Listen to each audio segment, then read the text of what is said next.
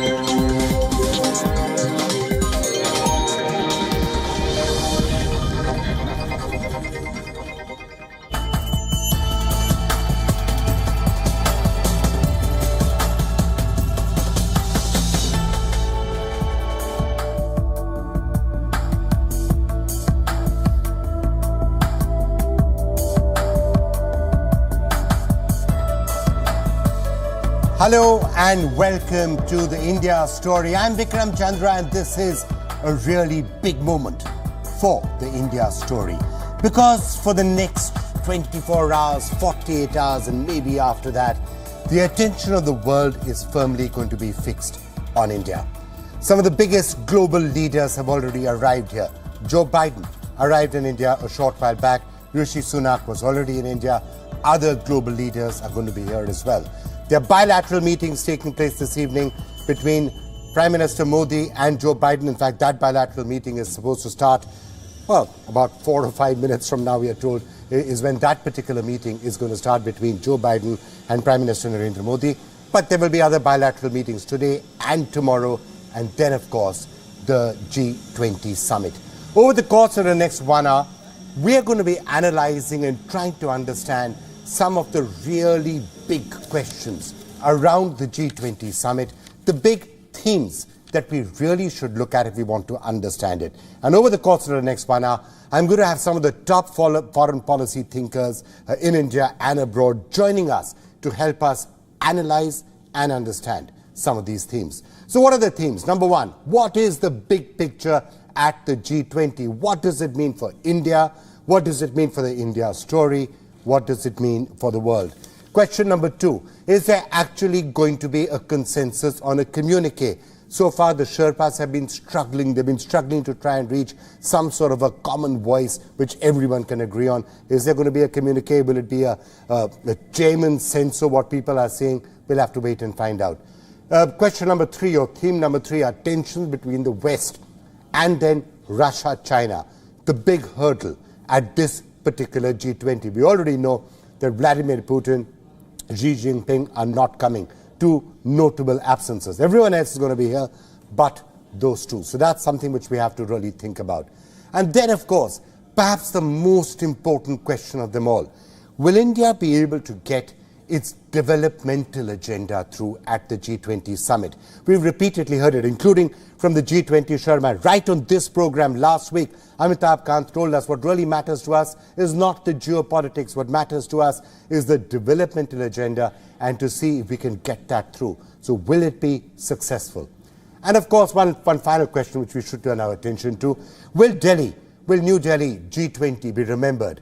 Because this is the particular time when the African Union actually became a member, got a seat on the high table. May happen over the next couple of days, so we're going to be discussing that. And as I said, a number of guests are going to be joining us over the course of the next 1 hour, but I'm going to start with one of the top foreign policy analysts I know of, Dhruva Jaishankar. It's great to have you joining us to help analyze what's going to be happening. Andrew Whitehead is joining us, historian, former editor of the BBC, joining us from London. Ashok Kantha with us as well. He's been ambassador to China and therefore would help us perhaps understand some of the implications around the China question in particular and the broader themes. But let me just start with what I began by saying, the big picture. Dhruva Jaishankar, what do you think is the big picture that we need to keep in mind when it comes to the G20 Summit here in Delhi? Obviously, there's going to be all the dramatics. It's great to see Delhi decked up in the manner it is. A grand show is being put forward. That Mandapam is looking absolutely beautiful. I'm sure people are going to be... It's really a way of demonstrating the power and the rise of India. But other than... Is that going to be the big picture, or is there going to be other stuff as well? Well, I think the G20 happens to be taking place, the G20 Summit in Delhi happens to be taking place at a very important time, a very important juncture in international politics. And I think for a lot of the reasons that you and your viewers know, we're still recovering from a pandemic. There are major technological changes underway that are having an impact on national security and international competition. The trading order is getting more competitive. Geopolitical rivalries are becoming more center stage. War in Ukraine, and so this summit, which brings together the world's leading economies, is coming at this particular juncture, and the agenda then flows from that. How does one try to foster a sense of cooperation, at least on some issues, amidst this global churn and global turmoil? And that is in some ways what, if you had to summarize, what is this G20 about? What makes it so significant, apart from what the significance for India? I would say that would be it. Okay, I'm going to come to the significance to India back to you in just a couple of minutes. But Andrew Whitehead, when the UK or the US or the West or Europe are looking at this G20, what are the expectations? What are they hoping to see achieved? I mean, India has already said that we would like the focus to be on the developmental agenda. We heard that from Amitabh Kant right on this program last week, very clearly laid out. But what is it that you think the countries of the West are expecting from this G20 summit? Well, I think that they're hoping that there'll be a little bit of movement from India on Ukraine. After all, we're now in a situation where a major G20 nation is at war, and the war in Ukraine is arguably the greatest global peril to continued economic growth. So this is not a small issue. And of course, the G20 is very sharply divided over attitudes to Ukraine. And I think it will be a real test of India's diplomatic might and also of its diplomatic flexibility and finesse, if it can find a way of putting together a meaningful communique, which at least has something to say about the war, which probably won't be all that much discussed in the open, in the G20 formal discussions, but will certainly feature very prominently when Joe Biden meets Narendra Modi and then when Rishi Sunak meets Narendra Modi. And I think climate change is another issue in which there is a certain hope that India might show a little bit more flexibility. There's been some disappointment that India and China weren't more willing to come to the table at various international environmental discussions. But I think it's also, from India's point of view, this is a moment where India can stake its claim to be the really effective leader of the global south. And if it succeeds, and it looks like it will, in making the African Union a formal partner in G20, that will be quite a feather in India's cap. All right, so I'm getting a sort of a big picture, and then we'll dive into some of those in greater details. Ambassador Kanta, China's Xi Jinping has decided not to come. And a lot of people are scratching their head as to why he would do it. Is it a snub to India? It doesn't want this to be a grand success for India? Or is it just he thinks this is going to end up being a slugfest between Russia, China, and the West, and he didn't want to be part of that? Or something else completely? Vikram, it's very difficult for us to be sure what are the reasons behind Xi Jinping deciding not to come to G20 Summit in New Delhi. As you know, he has attended all previous G20 summits in person or virtually since 2013. So this is a departure from past practice. Number of reasons are being given, including health, problems in Chinese economy, floods in China, domestic politics.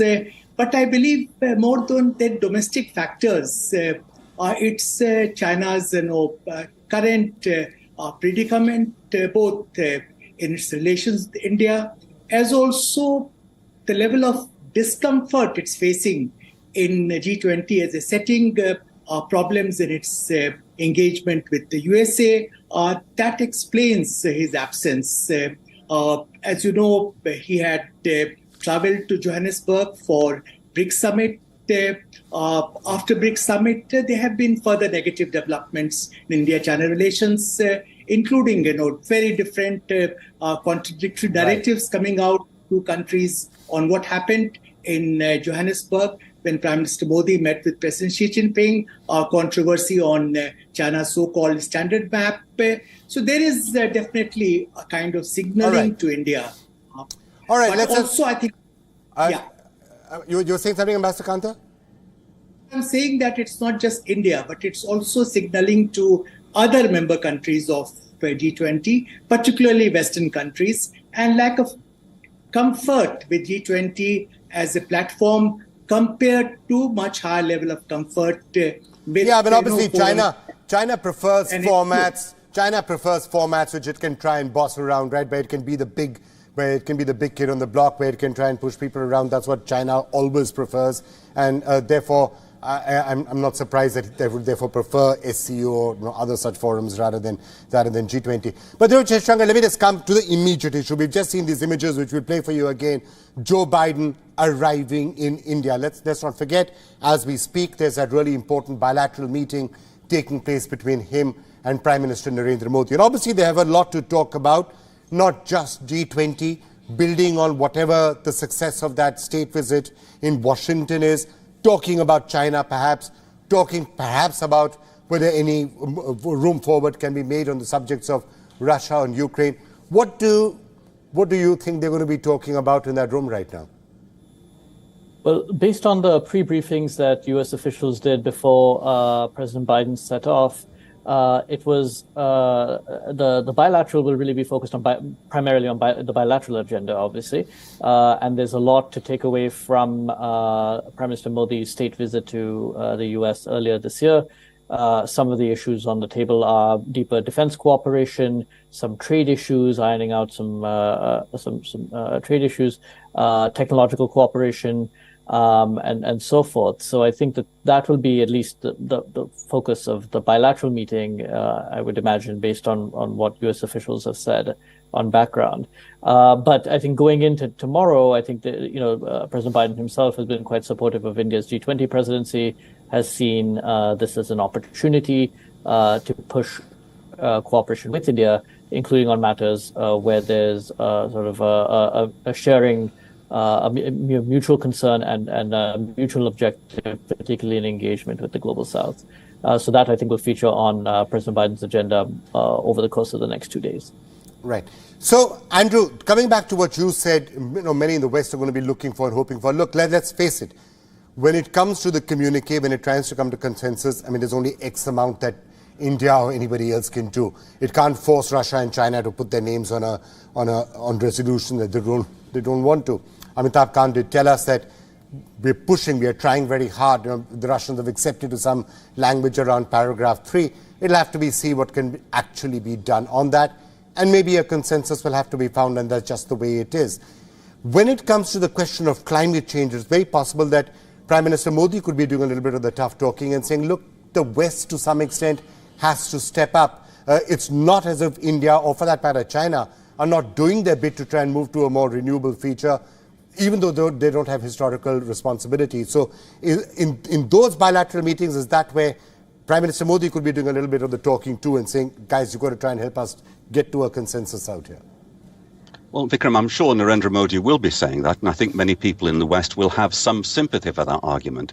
It's certainly true that it's the Western nations which have historically have caused the bulk of the emissions of greenhouse gases which are causing climate change. I think the difficulty is that the optics are that India and China are not fully putting their weight to the into the global efforts to achieve an early achievement of net zero. So I think that's unavoidable.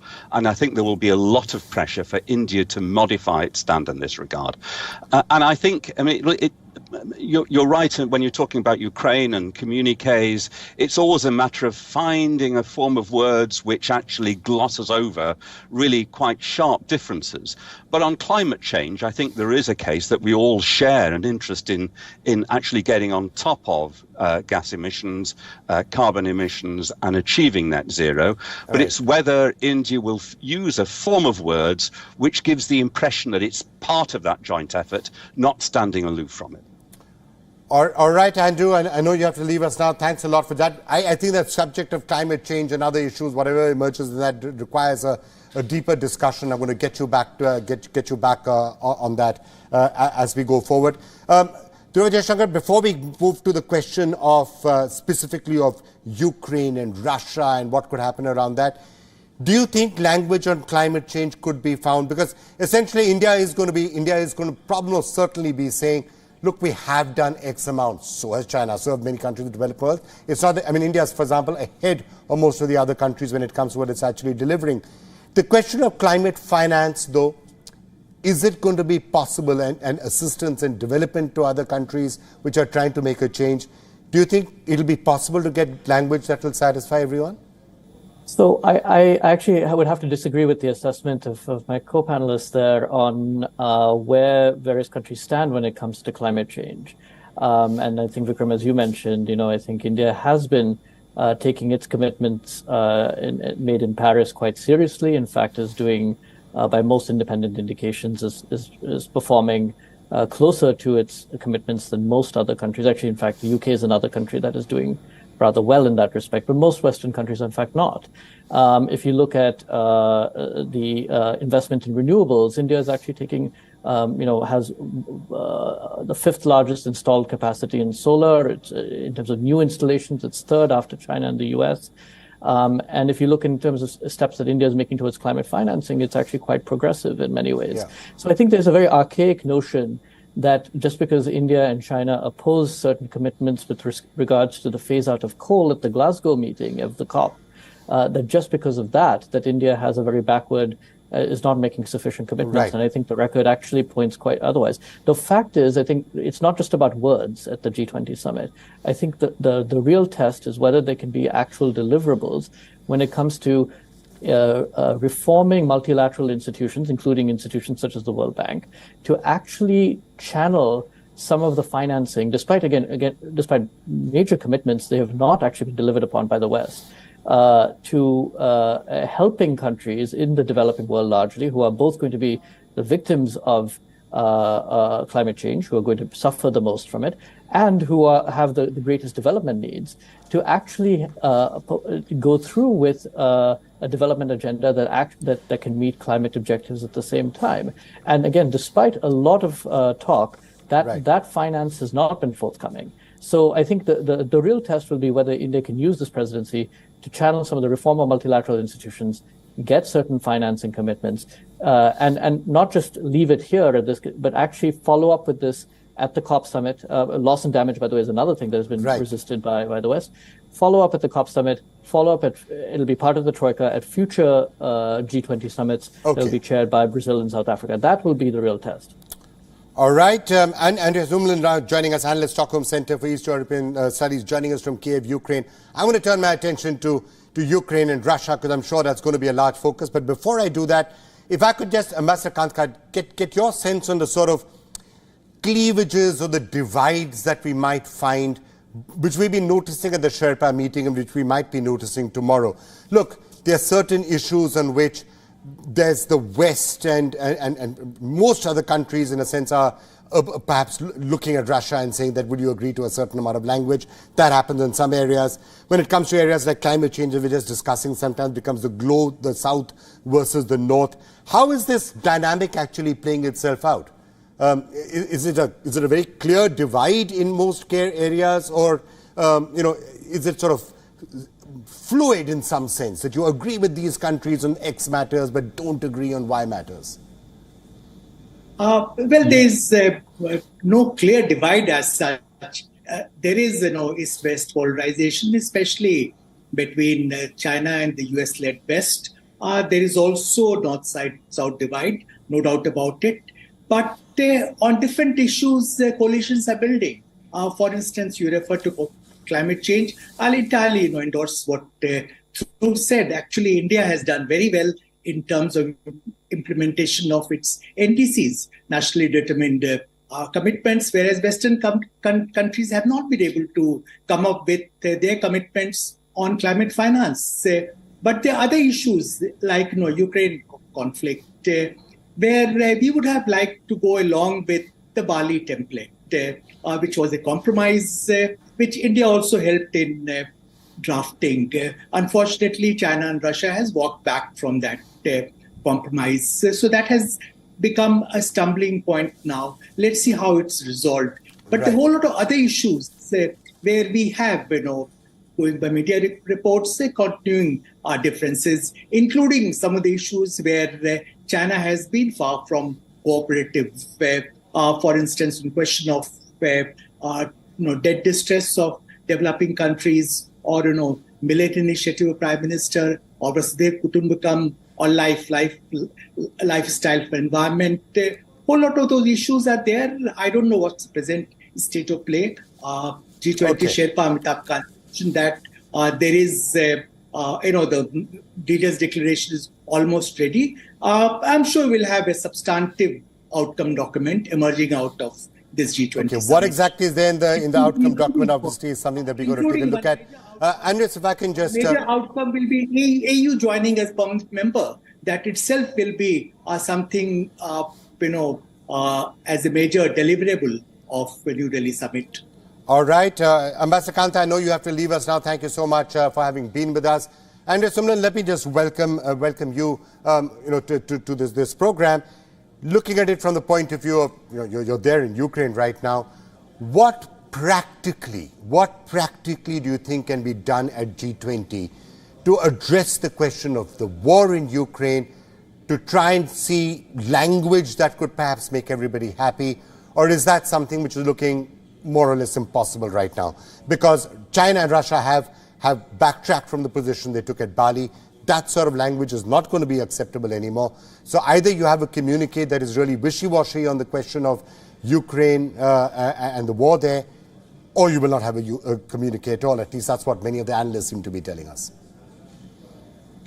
I think one would simply need to come back to the basic principles of the United Nations, of the international order, not of the international liberal order, but of international order in general, that borders are inviolable, that states have territorial integrity and political sovereignty. One does not even have to mention Ukraine if one puts that in there and then says that it also relates to, among other countries, Ukraine. That would be already sufficient. It would be, of course, against the interests of Russia, that does not recognize the borders and territorial integrity and political sovereignty of Ukraine.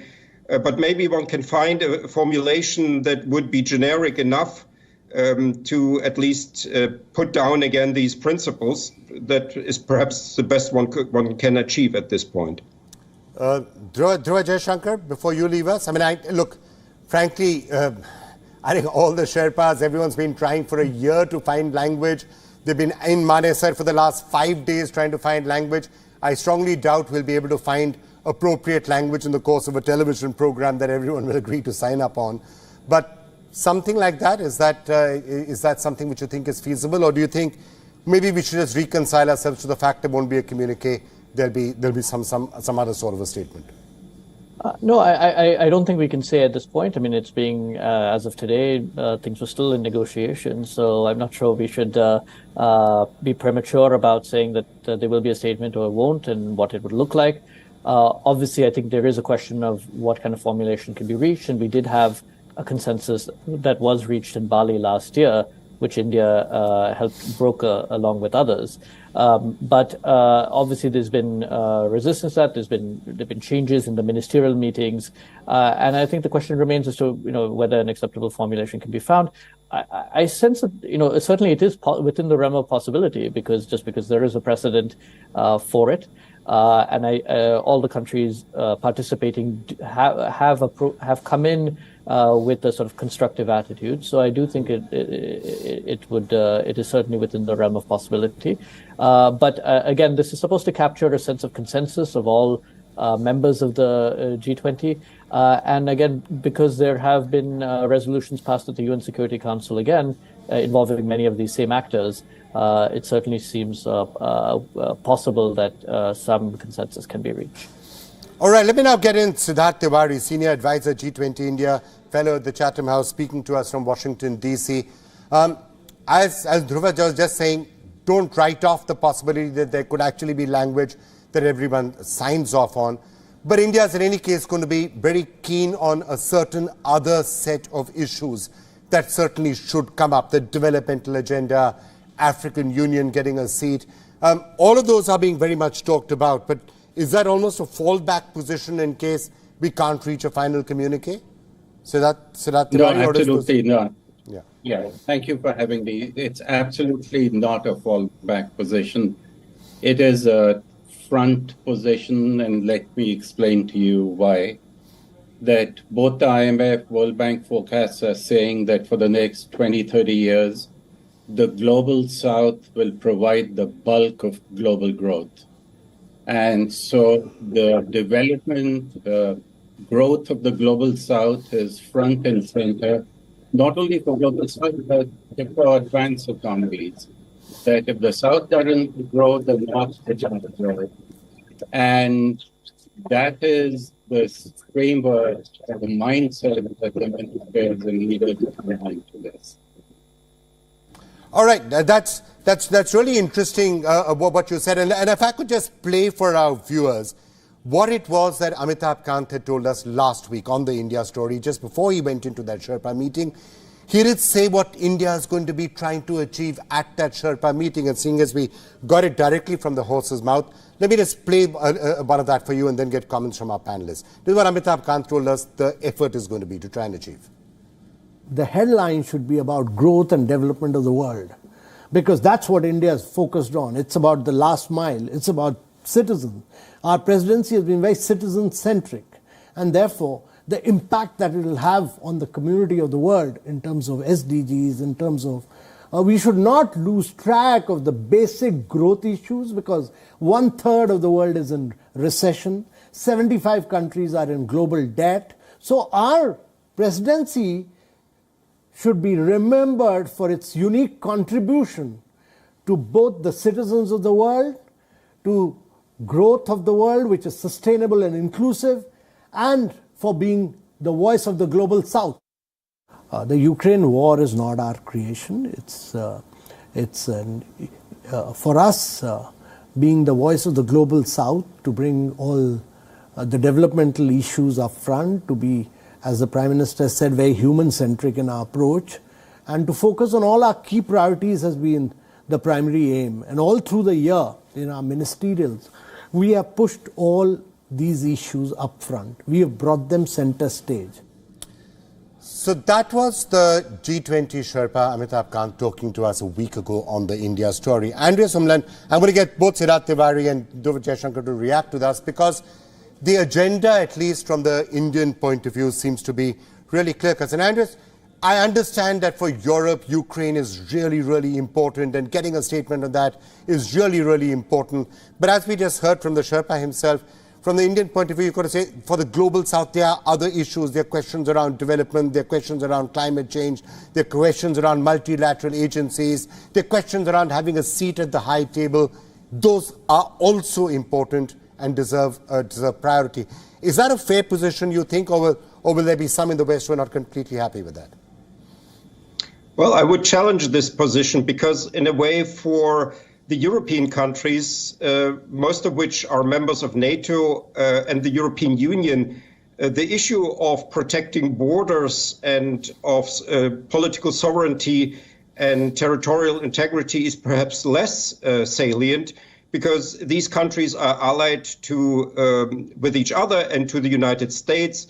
They are under the nuclear umbrella of the United States, and they have therefore a security guarantee that most countries in the global south do not have. They do not have such a firm alliance and big allies, and they should perhaps be actually more worried about such principles as inviolability of borders, territorial integrity, and political sovereignty. Right. A potential alliance that I see between Ukraine and India is that, as far as I understand, both Ukraine and India are unhappy with the current United Nations system. India is now the largest country of the world, but not a permanent member of the UN Security Council, and perhaps wants a reform of the United Nations. And Ukraine is unhappy with the permanent seat of the Russian Federation in the UN Security Council, which is actually not in accordance with the statutes of the UN Security Council, which mentions the Soviet Union. Dhruva, I'm just going to get a quick reaction from Dhruva Jaishankar before he has to leave us. Dhruva, on that specific point, I think what Andres is saying is that, look, some language around territorial integrity, that this is not a time for war, the fact that you can't just go on invading countries, or you can't just, I mean, territorial stuff, that is important for the South as well. I'm sure it's important for India. I mean, after all, we have a large neighbor trying to gobble up parts of our territory as well. So I guess there would be some focus on trying to get language around that, even if it doesn't make everyone happy.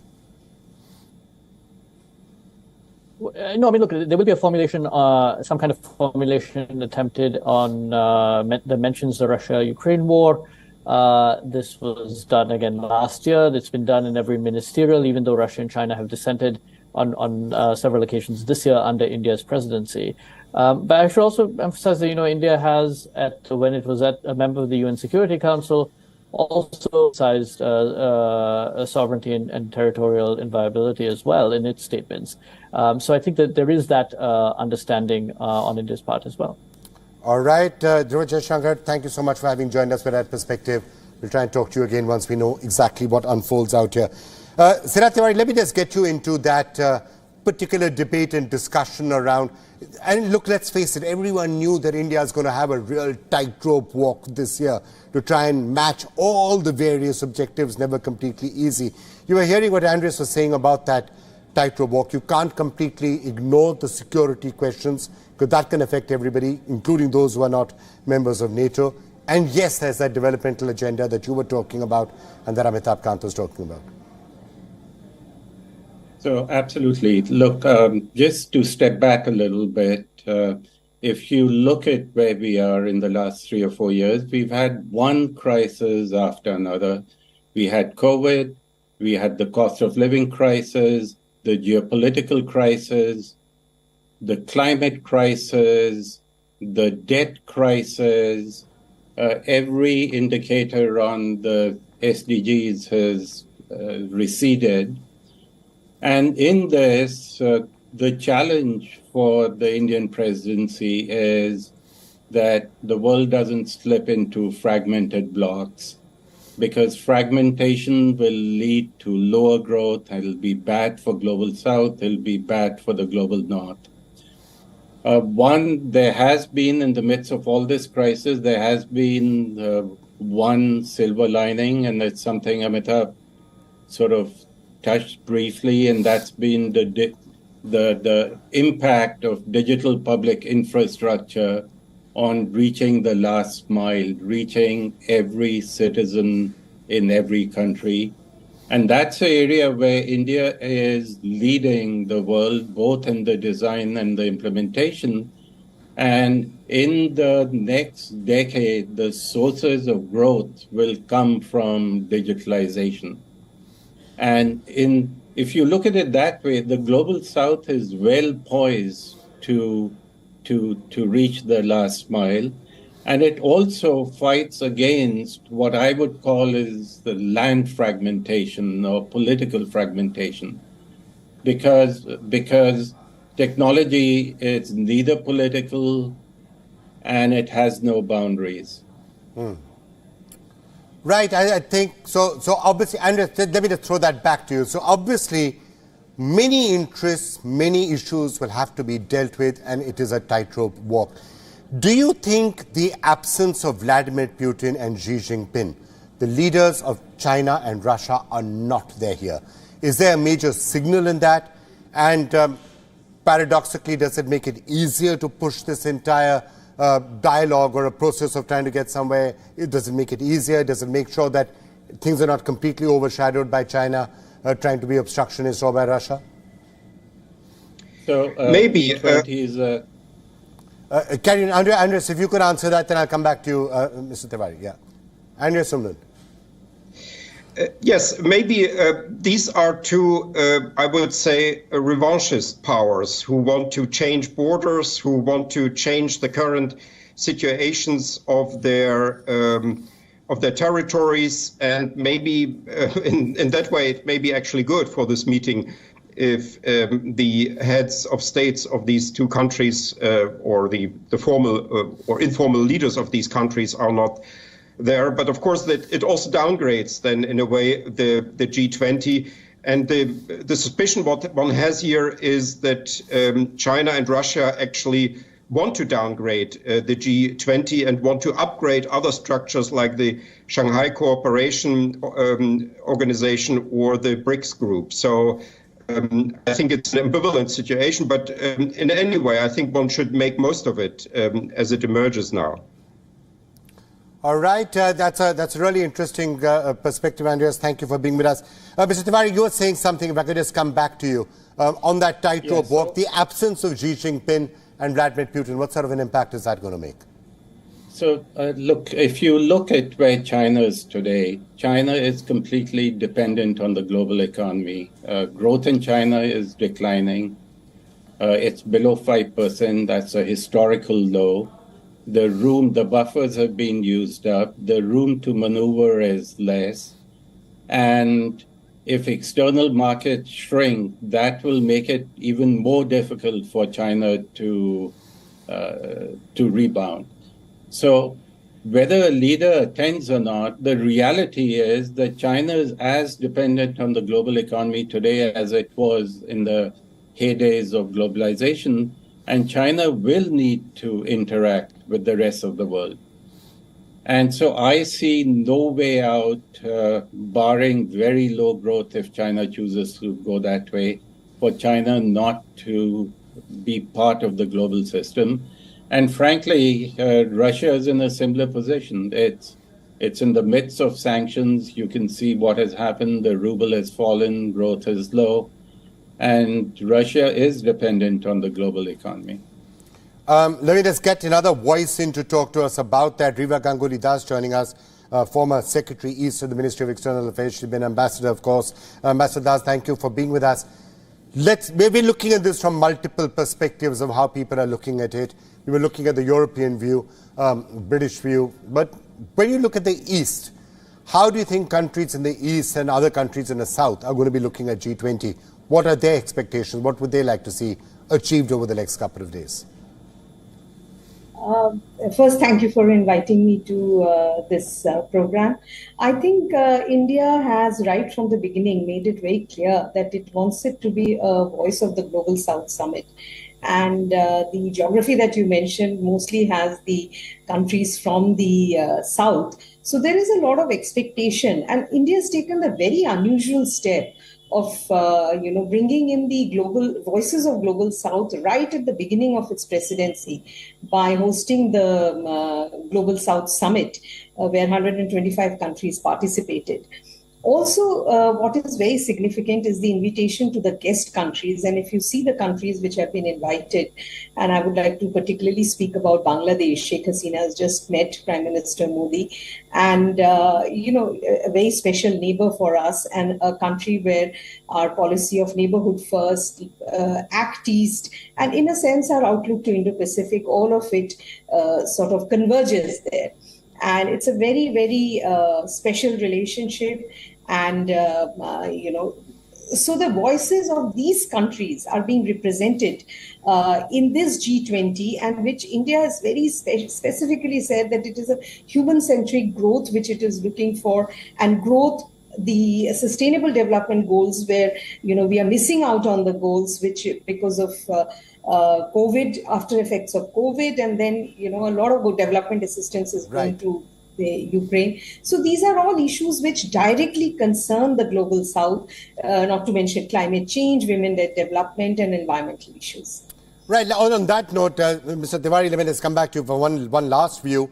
The fact that, in all probability, one of the most concrete results of G20, and hopefully there'll be many concrete results, but one that we are hearing a lot about is the fact that the African Union might finally get a seat on the table. Is that something that you think would be a major achievement and something that New Delhi will always be remembered for?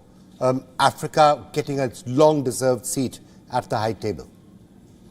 Absolutely. Look, if in a few years, the African continent will be an economic superpower. It has 6 of the 12 fastest growing countries. If it could become the largest free trade area, over 1 billion people. It is the most distressed region in terms of climate change. It is at the center of development. And therefore, Africa needs to be brought squarely in. And if India can do it, it'll be a major achievement in the expansion of the G20 in the last 3 decades. Right. Mr. Siddharth Tiwari, thank you so much for having spoken to us and shared your perspective with us. On that question of the African Union, whom better to speak to than Gurjeet Singh, who's now joining us, former ambassador to the African Union, and perhaps somebody who can tell us how this would be seen all across Africa. This could be a tangible outcome. All of us are keeping our fingers crossed. Of course, nothing is ever done till it's done. But if this becomes one of the tangible takeaways from New Delhi, the African Union being part of G20, what would be the reaction in Africa? And how might that affect India's position in Africa? I know India and China and other countries have been jostling for influence and, we've done something for Africa sort of a thing for a while. How will this be seen? So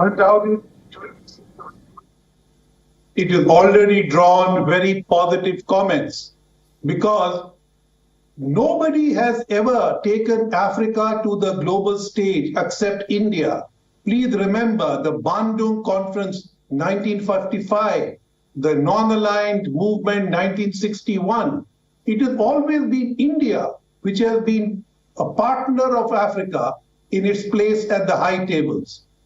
No other presidency of the G20 had the courage to amend the membership. India took that risk and said, we will expend diplomatic capital and we will try and persuade a divided world to come back to this and agree on something rather than only quibble over Ukraine. So I think this is something big that India is trying to do, and I remain confident that we will do it. Through this, India shows that the Europeans can't simply get together in the G20 and continue trying to run it like a G7.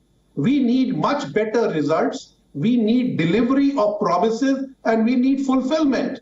And African countries bring the results of that to us, how unfulfilled promises mean to the countries concerned. But let's not forget that along with the trying to get the AU in, India has also tried to balance South Africa from Africa. South Africa largely represents Southern Africa. So India has invited Nigeria, has invited Egypt, and Comoros as the chair of the African Union, and Comoros is a representative of Eastern Africa. So 4 of the 5 regions of Africa are today in New Delhi to attend the G20 Summit. So this is the largest African representation that any presidency has tried to do, other than those who call them to side events. All right, that's a really interesting point of view. Anil Wadhwa now joining us, also former ambassador, also former Secretary East. So we've got ambassadors all across, and 2 people who've been former Secretary East at the Ministry of External Affairs. So this is really the right sort of a panel to try and understand. We've spoken about all that's happened with Ukraine and Russia and what's going to be happening with the West. So let's spend some time looking at the South. Ambassador Wadhwa, we were talking a week or 2 weeks ago about some of the agendas that could be building up to this. What was just being said about the African Union, is that a major deliverable? Or some of the other points also which are being discussed when it comes to digital infrastructure or the developmental agenda? What would be some of the highlights you'd look for in the next 2 or 3 days? Ambassador Wadhwa. Well, certainly the inclusion of the African Union in the G20 is a big step, and I'm pretty certain that will receive support from the European Union. In fact, they've already a number of countries have come forward and expressed support for that idea. But most importantly, I think this is a presidency which is from the very beginning concentrated on the development agenda, as you pointed out. And most importantly, I think since we have agreed and we have offered to share our digital pack, that's very important for a number of African countries in particular, where there are lack of even banking facilities, and that helps a lot in terms of their development. Plus the fact that we've laid a lot of emphasis on debt vulnerability, and we have also talked about health emergency preparedness, digital health innovation and cooperation in pharmaceuticals. All this favors the developing countries. And at the same time, we have also talked about mitigation of climate change issues by climate financing. And that, of course, we've said can be done through the reform of multilateral lending institutions, because they have to get into the act. Otherwise, the Global South will have no finances, and the promises that have been made to them will not be fulfilled. So this is an agenda which is primarily driven by the motivation of carrying those people who are left out with us. And I think the January meeting which happened of the Global South here in New Delhi, where 125 countries were represented, that was something which is a great initiative. It has taken this development agenda even further. But that's, if I could just throw that to you. Look, this G20 is following on the back, of course, of SCO, then there was BRICS, and there was ASEAN right now. Now G20 is taking place. Let's face it, and not to put too fine a point on it, there is a certain position that China is increasingly taking in the world. Xi Jinping is not going to be here, and that's probably great. But that's obviously one of the factors that India has to keep in mind. How do you see all of this playing itself out? We saw the dynamics at ASEAN also. We saw the dynamics that played out in parts of East Asia and Southeast Asia after that Chinese standard map came up. Do you think this is a good opportunity? G20 eventually would be a great opportunity really for India to try and do something it's often tried to do and spoken about, and which is really talk the language of the G20 and talk about it. But the question around that, sorry, it's a wrong question. The question around that will always be, in other areas, India's interests are also with the West. So how do you see this balancing act playing itself out, the North-South divide? When India took over the presidency of the G20, it was a very difficult situation. Already, the world, which was only beginning to recover from COVID, saw the Ukraine-Russia war. So in terms of global debt, economic growth, fuel and food insecurity, these were the problems which the world was already facing. We all accept, it's a reality that it's a much more polarized world than ever before. The divisions, East-West divisions, North-South divisions are probably sharper than ever before. And so G20 in that sense, which is the presidency of G20 in that sense, gives India a great opportunity to showcase what it stands for. And India has made it very clear right from the beginning that a lot of its presidency will be about, lessons learned, sharing experiences, capacity building, and showing the world where we have reached as a nation. Today, it's a very proud day for all Indians when we see, that we are hosting such a grand event. As a Foreign Service officer, I've attended many such events in all parts of the world, but to see that we are doing it here in Delhi is really a very, very proud moment for all of us. And I think, India is showing the leadership that it really deserves.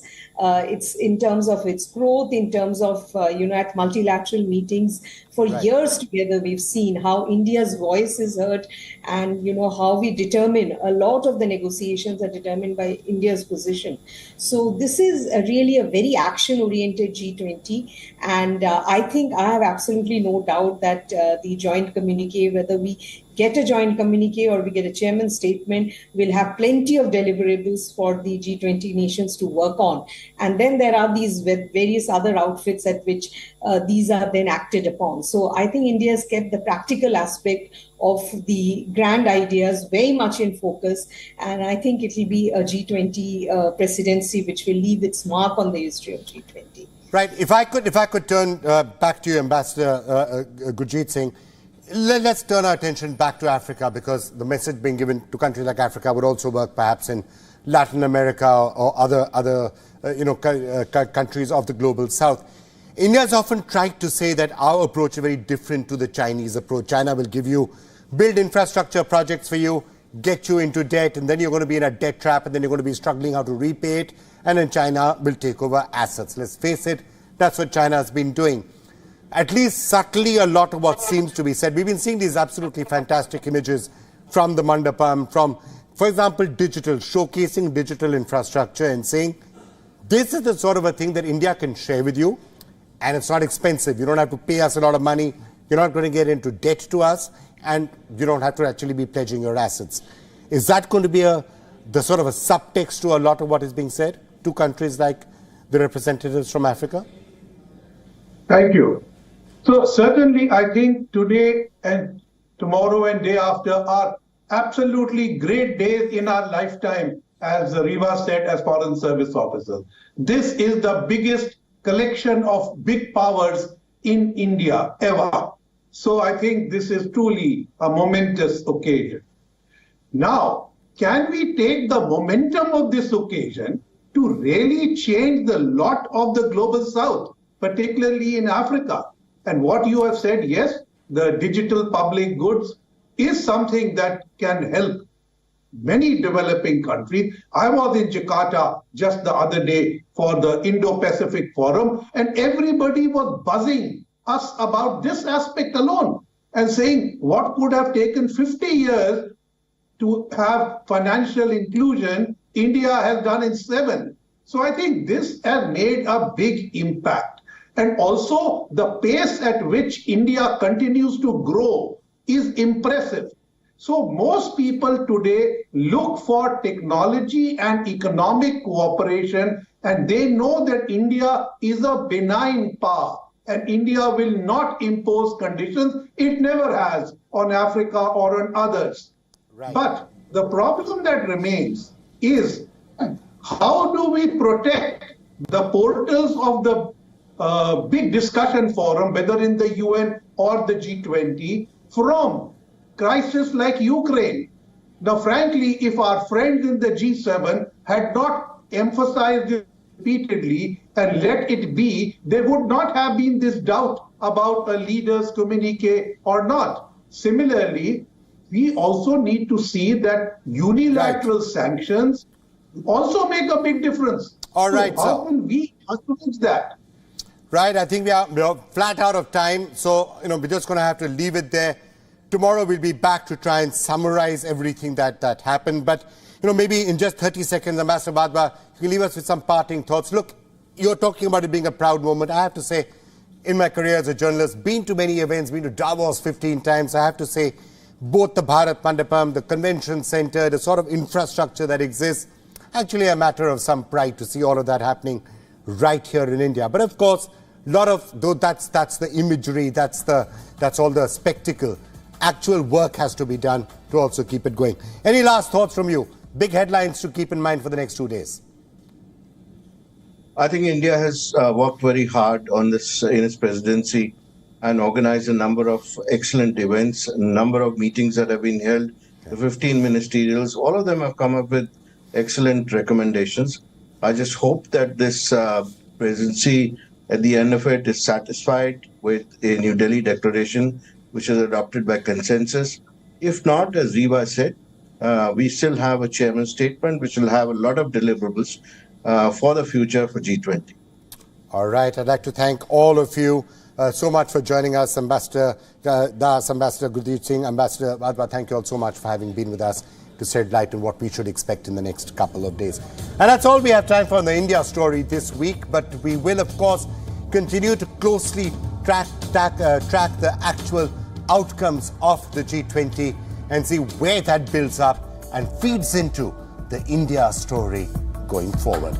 I'm Vikram Chandra. Thanks a lot for watching.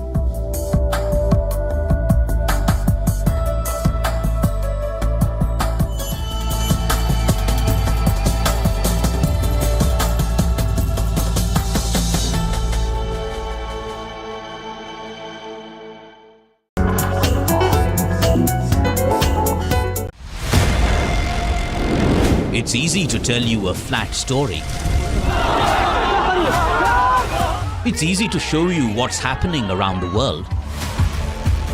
We do the difficult part. This weapon has been banned, but the US, Ukraine and Russia do not find the bombs problematic.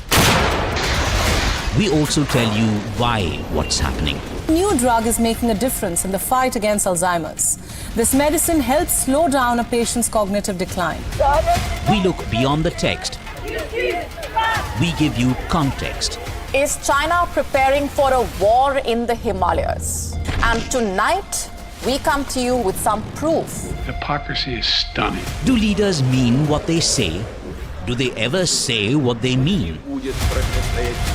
To find out how real news affects you, your decisions. Just when Iran took one step in the right direction, its moral police is planning to drag it further back. And once again, the victim will be women. Watch Gravitas. Welcome and thanks for tuning in. We don't impose our views. Did India threaten to ban Twitter? Either that or Jack Dorsey is lying to you. That is Gravitas. We let life breathe through our show. Gravitas, the informed show for an intelligent audience. Hi, I'm Alison LaGrange and you're watching E-Club. Here are the nominees for Achievement in Music. People are totally wrong who keep telling me that, oh, you're multitasker. I'm not. Awards and fashion shows are in full swing. Seeing a young, black man, directing a feature film, I saw myself in him. Engage with us. Let us know what you'd like to see on the show and celebrities that you'd like us to feature.